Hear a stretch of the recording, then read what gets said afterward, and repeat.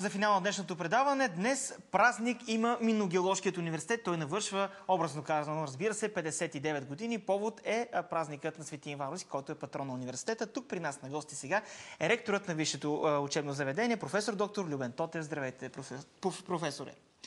Здравейте.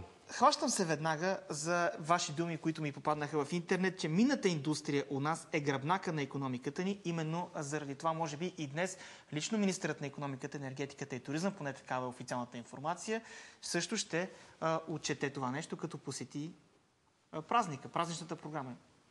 Надявам се, че действително министър Делян Добрев ще посети нашия празник и това ще бъде подкрепа на моите думи, че българската икономика и т.е. добивната индустрия е гръбнака на българската икономика. А пък, за да има добивна индустрия, трябва да има хора, които да го правят това нещо. Трябва да има минни инженери, геолози, строители, маршайдери, обогатители, да не пропусна някои и накрая еколози. Именно заради това вашето учебно заведение е жизненно важно за осигуряването на тези кадри, за да може този отрасъл, който е изключително печеливш и основа на икономиката, да се развива в една много добра посока. Можем ли, професоре, да разкажем малко интересни неща във връзка с традициите в добивната промишленост в България? Много пъти дори сме показвали, между другото, и музеи в Перник, които съществуват. Точно. Колко назад в годините, връщайки се, действително България се е развила в тази посока? Само един пример ще дам, и той е така достатъчно красноречив по повод на днешния празник на университета и на миньорите. В далечната 903 година тогавашен директор, просто забравих името, е написал на министъра на правосъдието да им се разреши да празнуват празник, да имат празник на миньорите. И след една седмица получава отговор, че се разрешава този 19 октомври да бъде наречен празник на миньорите и от тогава започва традицията за празнуването му. Случайно ли Свети Иван Рилски е избран за ваш покровител? Не е случайно. Знаете, че в Свети Иван Рилски идва от, така да се каже, сърцето на рилската обител, където той е живял, където се е помещавал, така да се каже, в подземия. И оттам миньорите са приели да бъдат, понеже те са под земята били основно, говоря за преди, защото сега имаме доста открити родници също. И оттам идва... Оттам идва. И оттам миньорите са си го избрали като свой покровител. Като свой патрон, закрилник, покровител, както искате. Добре, разкажете ни сега и за Минно-геоложкият университет. До година, през 2013 година, чествате 60 години от неговото създаване. Каква е била идеята в началото? В началото е съществувала Българската държавна политехника и през 1953 година с решение на Министерски съвет се обособяват 4 отделни университета. Минно-геоложки, химико-технологичен, технически университет, лесотехнически университет. От тогава те започват самостоятелна дейност, като през годините са били преименувани институти, докато сега в момента сме университети. Можем ли да разкажем сега за днешната визия на университета? Какви специалности предлага той? Интереса от страна на студентите и най-важното – реализацията на хората, които са получили дипломи от Минно-геоложки университет? Само съвсем накратко за структурата на нашия университет. Той има 3 факултета. Минно-технологичен, геолого-проучвателен, минно-електромеханичен с 19 бакалавърски специалности и 43 магистърски. Най-общо това е за университета. Иначе може да се говорят много допълнителни неща, но освен това имаме един хуманитарен департамент и един филиал в град Кърджали. Що се отнася до кадрите, които подготвяме... Кърджали по обясними причини. Да. Големи добивни предприятия са разположени именно в недрата на Родопите. Точно. И на времето той беше просто необходим, а сега си е филиал на университета, който изпълнява своите функции. Що се отнася до кадрите, които подготвяме, те са действително необходим ресурс за добивната ни индустрия, защото ние не можем, т.е. добивната индустрия без нашите кадри не може, но и ние имаме нуждата от подкрепата на добивната индустрия. Знаете в какво време живееме. И искам да благодаря тук на всички минни предприятия, които до сега са се обръщали с лице към нас, особено в последните години. Направиха изключително много зали в университета. Вчера открихме една зала, направена от фирма Сандвик. Днес откриваме една изключително модерно заведена с програмни продукти, много мощни компютри от Челопеч Майнинг, но да не правим реклама.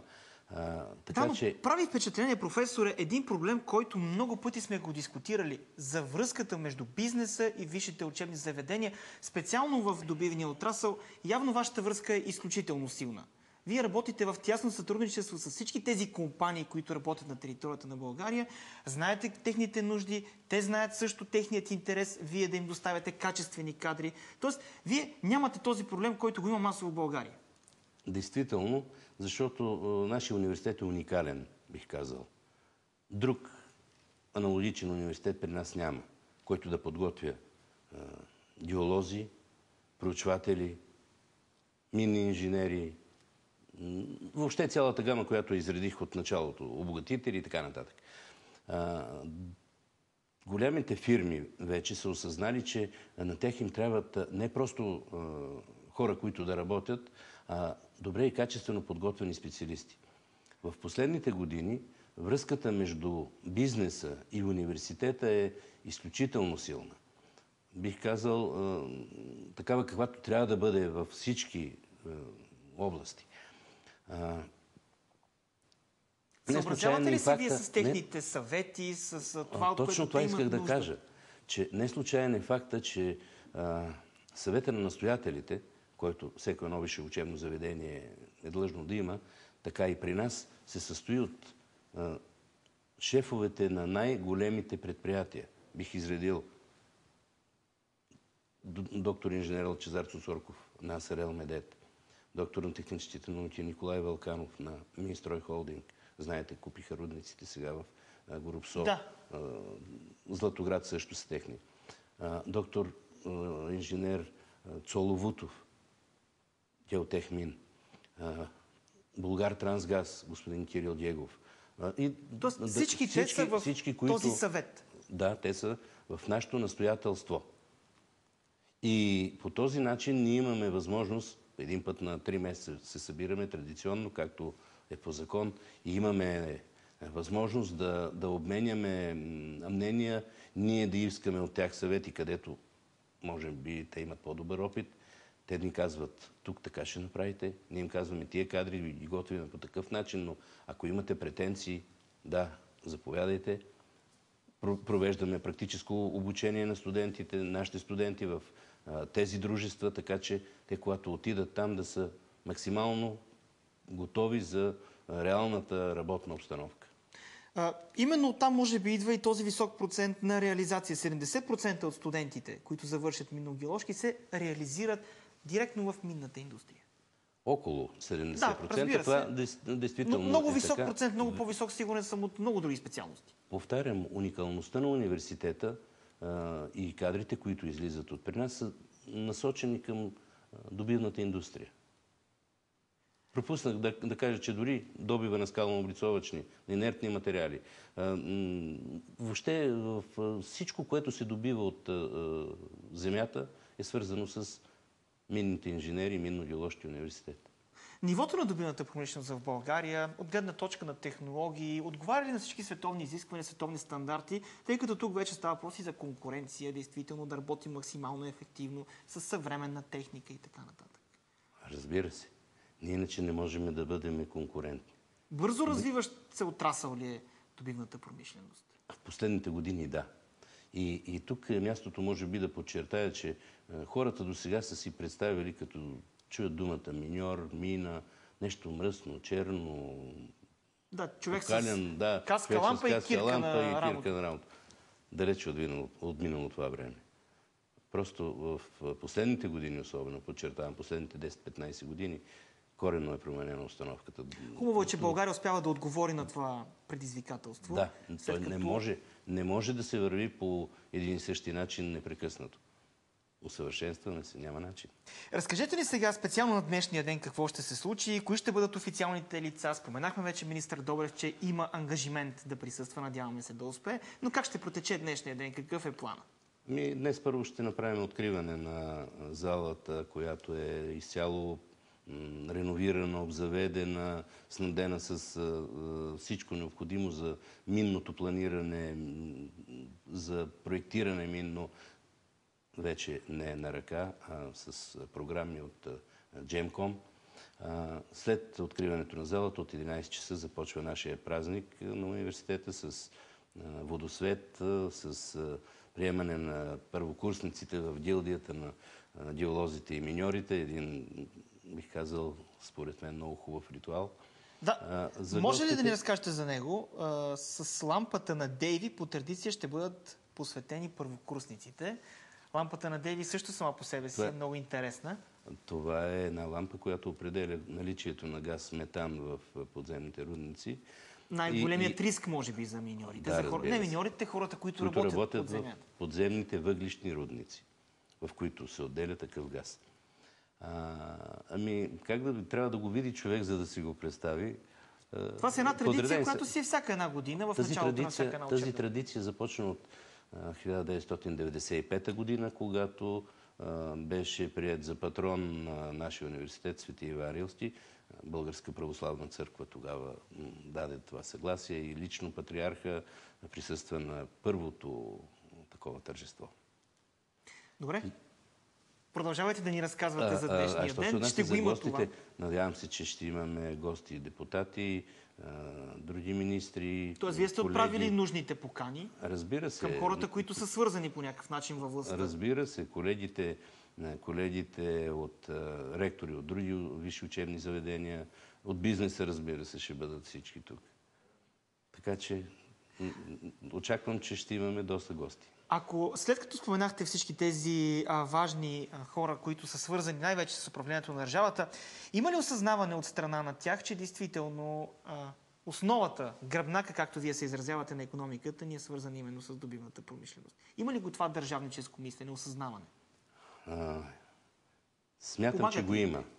След като, надявам се, пропуснах одеве да кажа, че освен в минната и добивна индустрия, ние подготвяме кадри за подземното строителство, строителството на метрополитена в София. Надявам се и министъра на транспорта да уважи нашето тържество, шефа на Метрополитен също. Така че... Да, разширява се периметъра. В какви посоки действително? Ето метрото, нещо, което е любопитно. Геолозите сигурно са с изключително важно значение при проучванията и така нататък. И геолозите, и подземните строители. Освен това, при строителството в дълбочина в градовете виждате, че вече не се строи само на повърхността. Големите градове, мегаполисите влизат за усвояване на подземните пространства. Културни центрове, магазинна мрежа и така, гаражи. Изключително много съоръжения се строят под земята. Ние готвиме кадри и за тази област.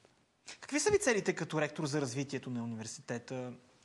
Има ли много студенти от чужбина, които проявяват желание към вашето висше учебно заведение? Естествено, всеки един ректор би желал университета да се развива много добре, всичко да бъде така, както той го вижда, или най-малкото както трябва да бъде едно висше учебно заведение със своята специфика. За съжаление, в последните години ние нямаме студенти от чужбина, но се надявам, че тази година сме предприели така по-широка реклама, бих казал, навън, за да видим какво ще се случи. Какви са ви краткосрочните и дългосрочните цели? Какъв е плана, по който вървите в момента? Можете ли така леко да загаднете? Краткосрочните цели са да можем да усъвършенстваме максимално учебните планове, учебните програми, за да няма нищо излишно, което да се чете или да се повтаря два пъти. От гледна точка на университета като наш дом, ми се иска да бъде по-красив, да можем да направим един проект по енергийна ефективност, да направим още зали, които да да създават предпоставка за едни приятни усещания от студентите, когато влязат в лекции или в упражнения или в лабораториите. Да се чувствате по-уютно, по-комфортно. По-комфортно. А като преподавателски капацитет България разполага ли с нужните специалисти, които да преподават? Разполага. От тази гледна точка не бива да се притесняваме. Не бива да се притесняваме, но ще подчертая едно нещо само, че доста преподаватели вече са или приключили своята кариера и идват сега на хонорар, или им предстои. Има едно празно пространство, но хубаво е, че в последните години пък започнаха да идват млади хора. И този вакуум ще бъде Този вакуум постепенно смятам, този проблем, между другото, помощта... го има навсякъде, не само във вашето учебно заведение, не само във висшето образование като цяло, но хубаво е, че и тук нещата се завъртат вече в... Това е така. То е не само при нас. Това е световна тенденция. В април месец бях в Санкт-Петербург по покана на тамошния ректор и направихме една среща с ректора на Фрайбергска минна академия Льобен, аз и той. И в юни месец се проведе едно много разширено съвещание в Фрайберг, където беше подписан меморандум от 35 държави за обмен на студенти, преподаватели, за уеднаквяване в определена степен на нашите учебни програми, все на такива висши учебни заведения, които подготвят кадри за минната индустрия. И там беше поставено и мотото, че трябва да подготвяме кадри за себе си, за университетите, които да могат да подготвят кадри за добивната индустрия.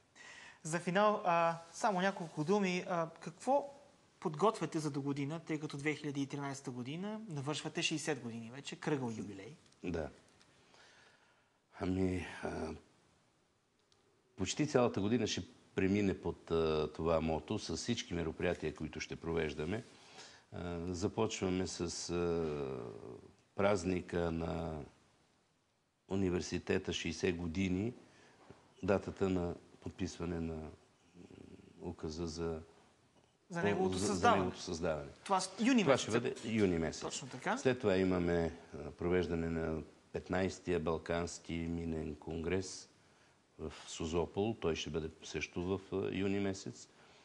След това ще имаме 2 конференции по открити подводен добив и по подземно и минно строителство. И накрая традиционната конференция в юни месец, както беше вчерашната. Тоест поредица от събития ще ни напомнят в различно време от годината, че 2013 година действително е много важна, що се отнася до добивната промишленост, Минно-геоложкият университет и така нататък. Много ви благодаря за това гостуване. Пожелавам днес успех. Аз благодаря и искам да поздравя всички служители, преподаватели, студенти на Минно-геоложкия университет и всички, които са съпричастни с делата на Свети Иван Рилски. Разбира се. Благодаря ви още веднъж. Така се разделяме за днес, уважаеми зрители, и за тази седмица, разбира се. Починете си добре събота и неделя. Ние ви чакаме в понеделник отново, точно в 7.